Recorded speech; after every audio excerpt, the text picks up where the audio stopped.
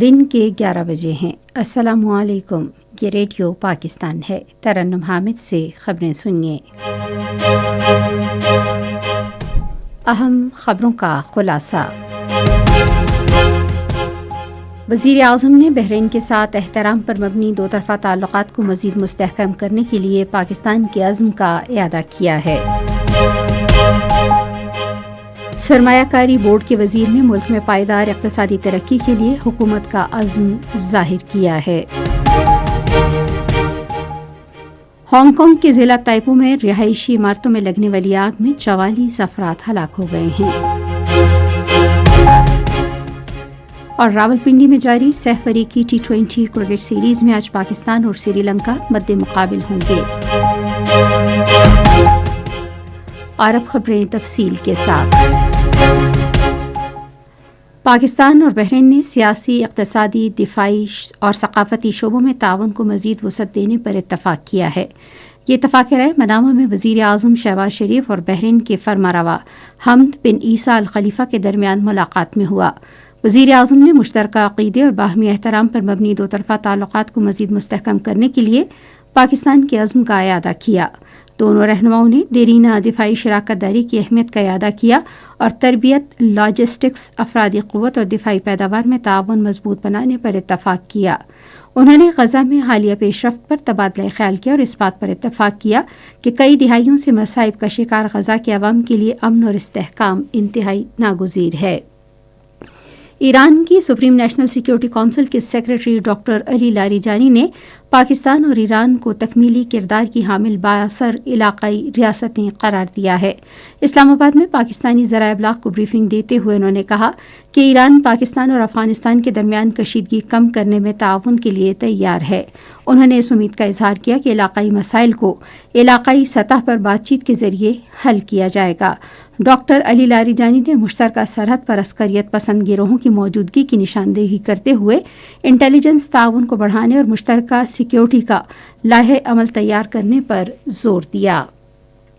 منصوبہ بندی کے وزیر احسن اقبال نے گلگت بلتستان میں جاری ترقیاتی منصوبوں پر کام کی رفتار تیز کرنے کی ضرورت پر زور دیا ہے۔ گلگت میں اعلیٰ حکام سے خطاب کرتے ہوئے انہوں نے کہا کہ موسمیاتی چیلنجز سے نمٹے بغیر ترقی ناممکن ہے۔ انہوں نے توانائی، ماحول دوست انفراسٹرکچر، صحت اور سماجی ترقی پر زیادہ توجہ مرکوز کرنے پر زور دیا۔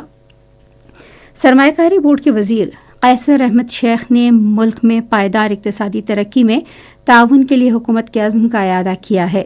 واہ کینٹ میں ایک تقریب سے خطاب کرتے ہوئے انہوں نے کہا کہ سرمایہ کاری بورڈ کا کاروبار کو آسان بنانے اور سرمایہ کاروں کو زیادہ سے زیادہ سہولتیں فراہم کرنے کے لیے اصلاحات شروع کر رہا ہے۔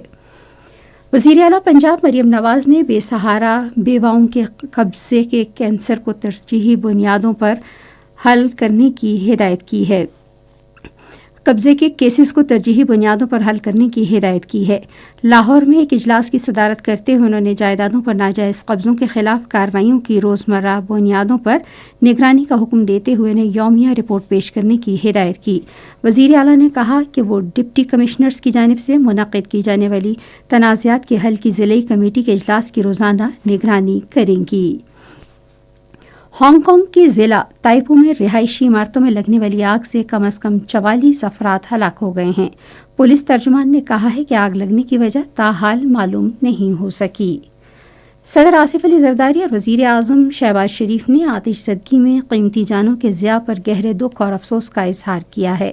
اپنے الگ الگ بیانات میں انہوں نے سوگوار خاندانوں سے دلی تعزیت کا اظہار کیا اور سانحے سے متاثرہ افراد سے ہمدردی کا اظہار کیا۔